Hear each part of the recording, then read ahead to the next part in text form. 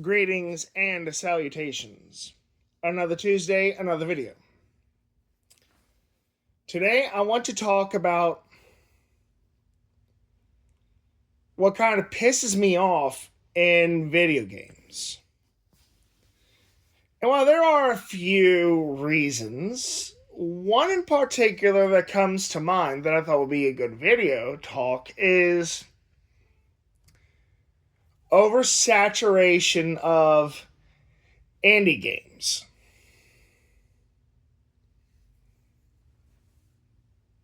And some of you tell me if you agree with me here, okay?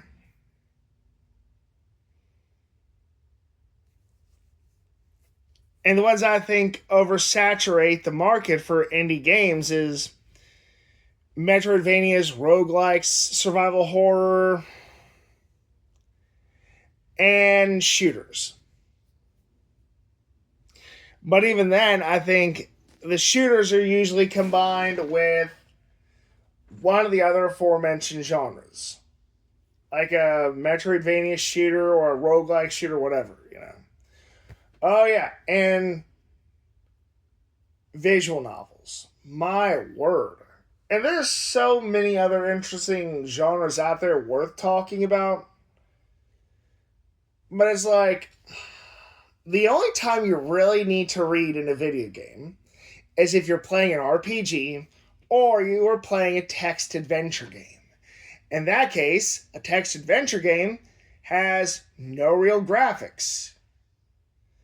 Like Zork for the DOS. I don't really know if it's for other operating systems, but I played it on the DOS. One of the versions, at least.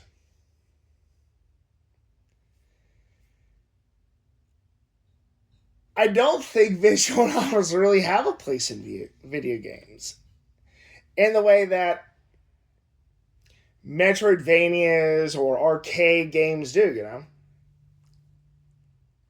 And I would almost say that talent simulators, as I want to call them, like Harvest Moon or Stardew Valley, might be saturating the market. Not to this extent.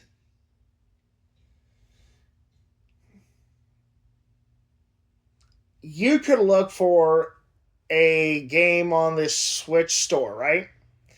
And you trip over at least 10 games, and I guarantee you, most or all of them would either be Metroidvania roguelikes, shooters, or visual novels.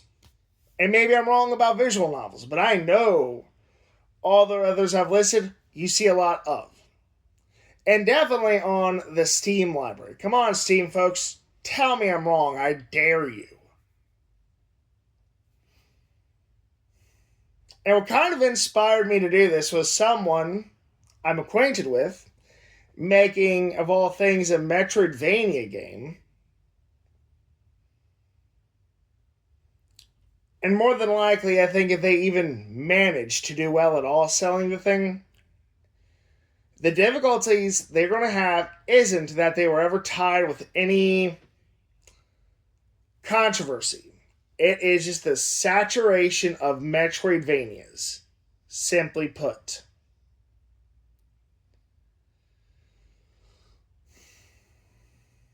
And I don't think their interest in drama will have anything to do with them succeeding or failing in that venture. It is, as I said, the market itself. And I don't know why these genres, especially survival horror, roguelikes, and Metroidvanias, all seem to just pop up. They're like the Hydra myth. Except instead of killing the thing or cutting off its head, three more take its place, it's more like if you skip one, three more take its place. It's absolutely bonkers.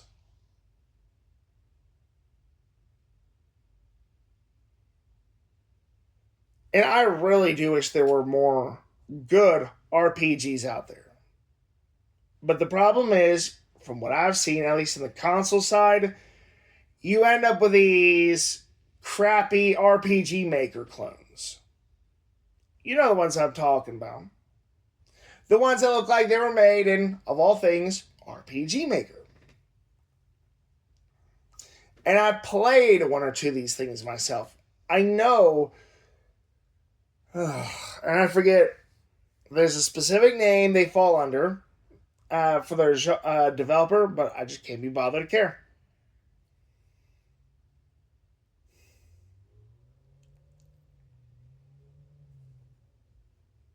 And to that end, I think AAA developers are really bad at making the same kinds of games.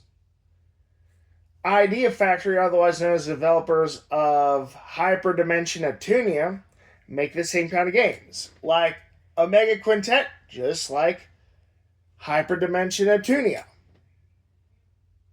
In every respect. Oh, sure, Omega Quintet might have you doing the stupid little OMV things, or is it AMV music videos, simply put. But in the grand scheme of things, simply the same. My word, can't you people do something different? The same from Software. And I remember the days when the days when they were doing something that was not a Souls-like.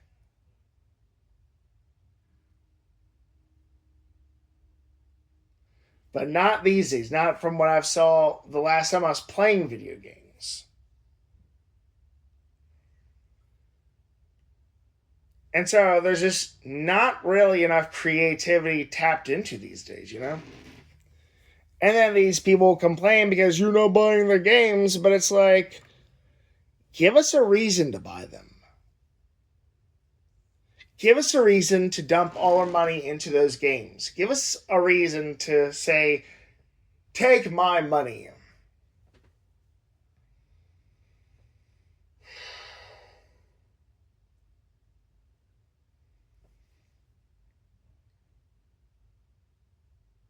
I like it when I'm trying something new in the world of video games. Fallout 3, I was a little apprehensive because a lot of people who were apprehensive about playing it, I was not that different from them. I had been playing Fallout 2. I love the game, still do. It had a great game description on the back of the game box.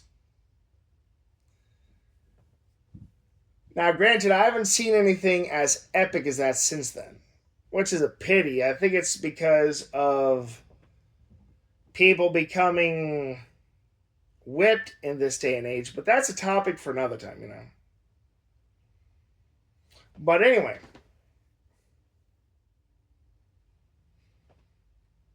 I played a new experience that was Fallout 3. Granted, it's an open world RPG. Open world is another genre that seems to be hyper saturating the market in some ways, at least. But still, it was interesting. Interesting enough to actually give a care about it. And then, at first, I didn't like New Vegas.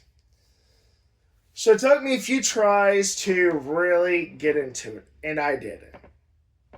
And to this day, I don't regret it one bit. It's simply put awesome. New Vegas just goes to show you that even though a game can be buggy as hell, maybe unfinished like the Sith Lords from Knights of the Old Republic, it can still be really awesome. Obsidian. Now, they are pretty guilty of making the same kind of crap. Actually, I pretty much described it once kind of like Obsidian games are the Frankenstein's monster of video games. Because it always seemed like they were stuff they were experimenting with. and in the end was nothing more than garbage. To my opinion, I think there were very few iterations, games from Obsidian that were any good after their days of long, long ago.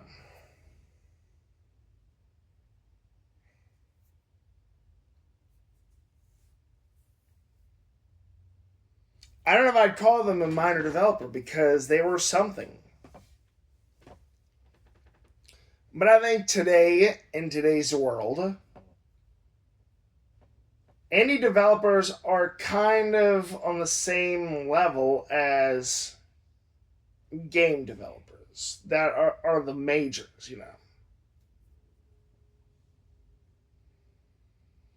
And that's why I'm kind of talking about the big boys here, like um, Obsidian or you know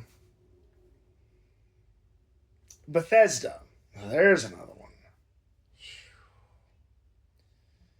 Skyrim was so memed that they actually had a Alexa game made from Skyrim. Granted, it wasn't too bad, but still.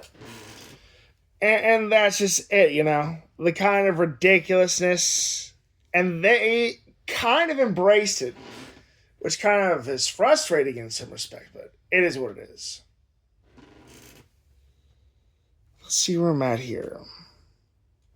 Well, I think that's it, folks. See you later. Be well.